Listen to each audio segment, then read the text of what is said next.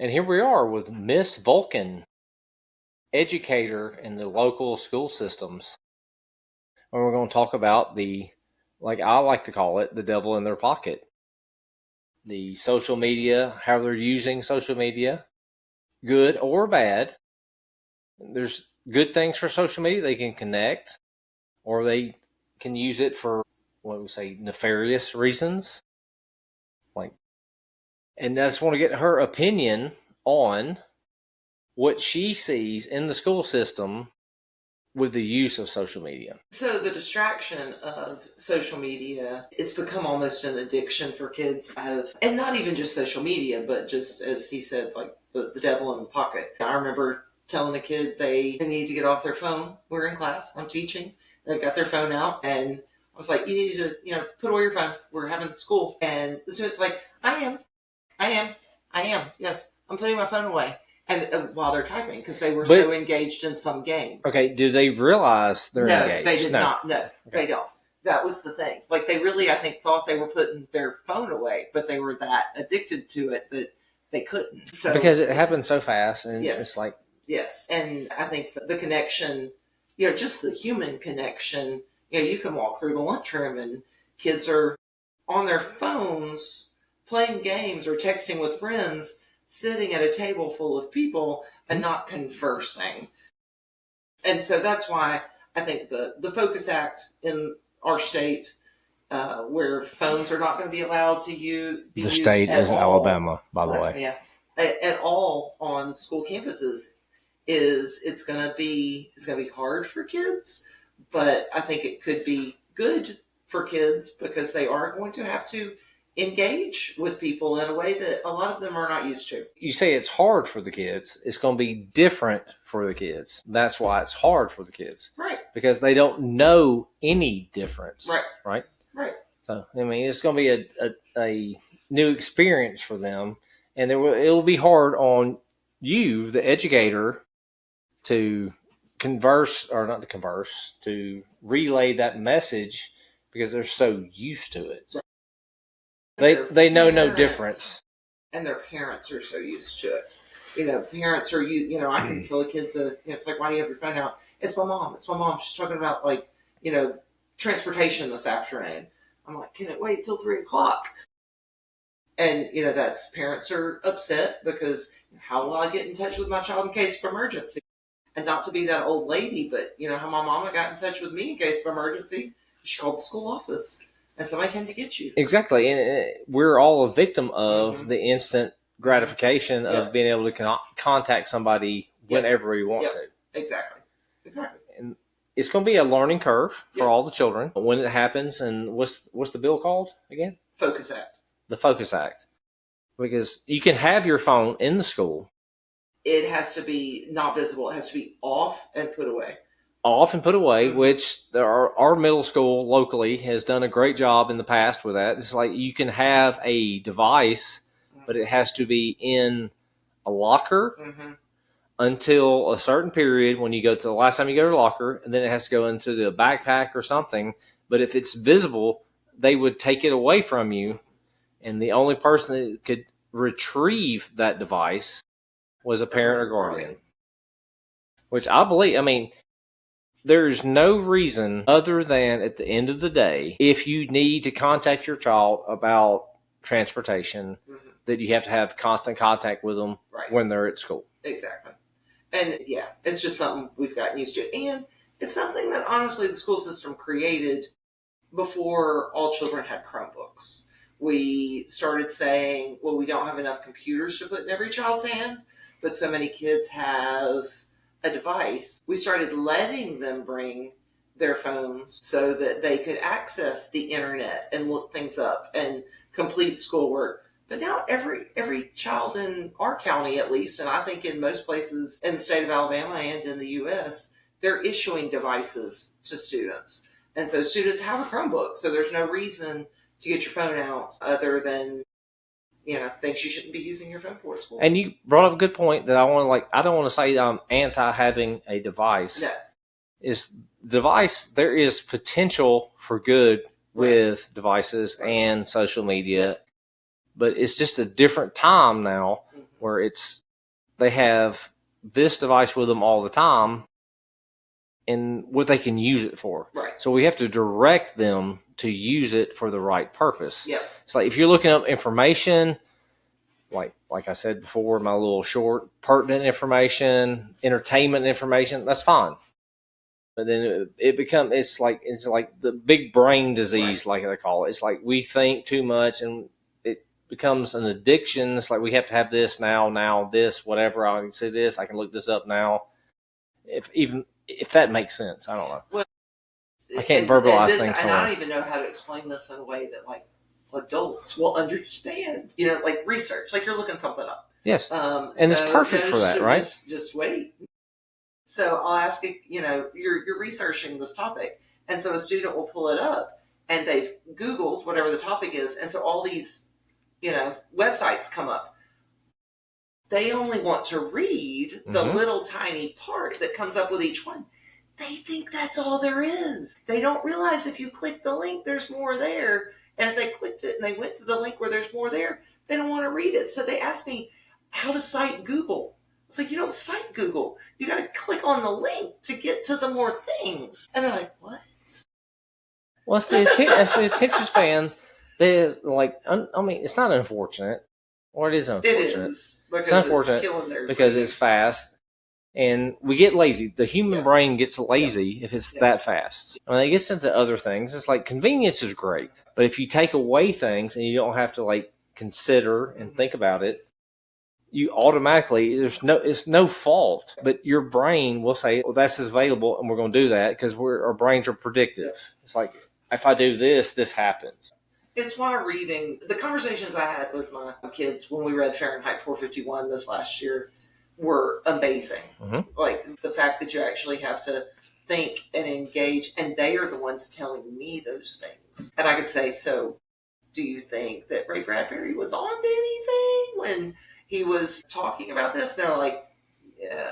Well, actually, they get it. You shared that with me earlier in the year when you taught it and said this is actually, I think that you said maybe the first time this group of kids actually got it. It's like Bradbury wrote it in the 50s or 60s. And if you have never read Fahrenheit 451, you should highly recommend or reread it because it's actually outstanding. Because if you think about seashells, which is earbuds they have on, and families, the families, like the projections on the wall.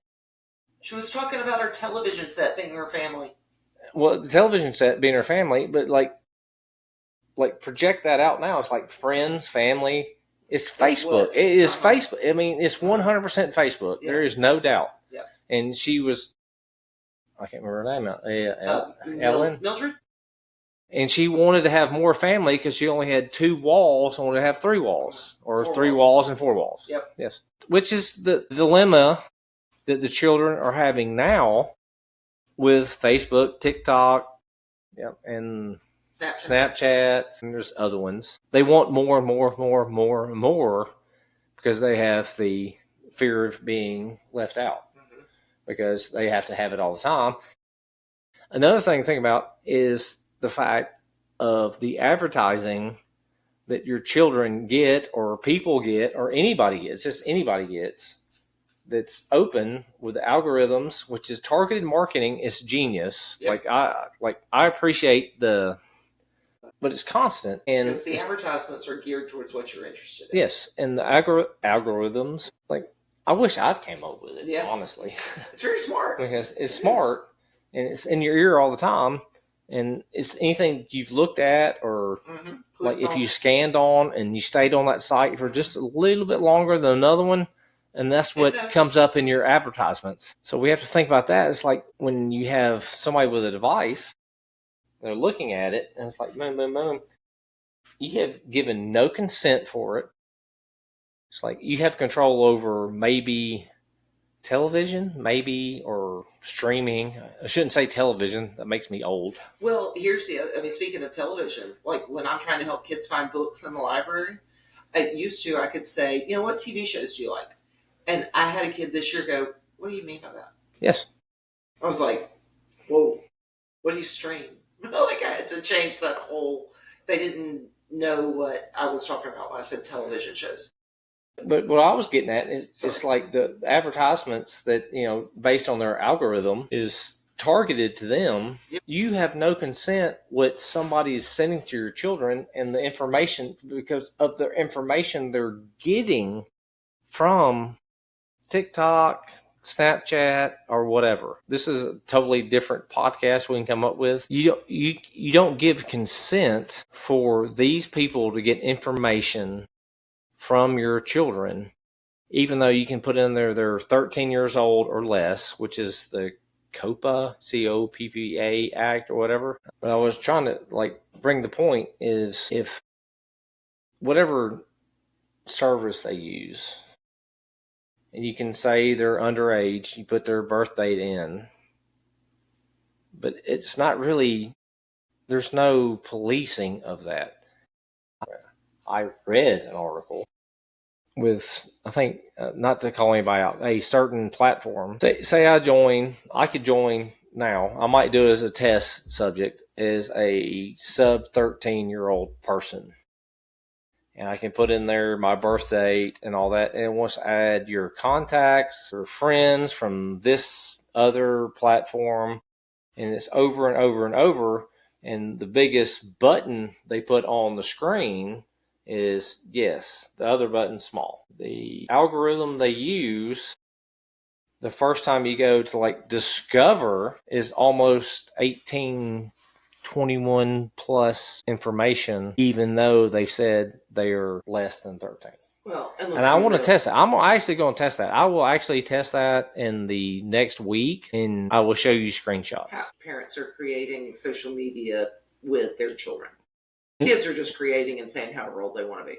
And if I say 19 or 21, how do you prove that? I mean, you don't have to show a ID. And most kids are just creating it, and a lot of their parents don't know or not engaged enough. Which is scary. I mean, it's scary. It's not engaged. I mean, it's part of the society now. They're not engaged because we all have the little things in our pockets. It just works out. I'm not saying I'm anti-social media. There's a place for social media. There's good things about social media. Well, I mean, and I don't want to come off I'm like a cynic about everything's bad. There is a possibility that it's good. It's how we share. I mean, we just shared this evening because I'm in charge of the social media for our school, the registration for freshman orientation. That's all the mamas will find it. It's how we share positive things about our school so that our community can see it. There are good things. Yes, it's all in how you use it. The problem is we don't teach children or people how to use it in a good way. Correct. And it's almost like having a newspaper. If people remember newspapers, I mean, it is the new newspaper or the new live radio, which there's kind of live radio still. It's like how you get information out. But then it's been, because the human condition has been like the big brain conditions blank things up. Like you fill in the blank. We overdo things and we go a different way and we see the potential and it's like we go overboard. It's kind of scary. I'm not saying it's totally bad though. I really don't want to come. I don't want to come over. I've talked about showing my shorts and done these things about social media and how bad it is. It's not all bad. Promote your YouTube. And it's like I have dichotomy about it, right? It's like I am promoting on all of my podcasts and all the Instagrams, the shorts, the YouTube. It's like, you got to follow me on socials, do this, because I am a victim of it. Like I said that, I am a victim of it because it's very addictive. I want to see how many people are following the podcast because my reason for following the podcast, because the algorithm that works is how many views you get, comments, subscribes, and then they do these little test pods and they send out to these people, this many people, this many people, this many people, and the more you get, the bigger the groups get, so it shares more of our message, which is a positive thing, right? As long as it's a good message. Right. Yeah. And I'm just some guy in his basement doing a podcast. It's all good, right? Absolutely. And I got roped in to help tonight. Yes. I finally talked Miss Vulcan into getting on the Sunday Smoke podcast. And I need to do a new intro to show, like, I listened to the intro on the Spotify. It was done in 2018. Oh, good grief. Yes. 2018? It's probably should be modified. What's me and Dirtbag talking about what we're going to do on the podcast, and it's just audio only, which is okay. A lot different visual now in 2018 because this didn't start till 2019. Yeah. Yes, it's all good. It was good having Miss Vulcan here on the Sunday Smoke podcast. All this will be edited because it's awesome. It's what it is called, Internet Gold. Internet gold.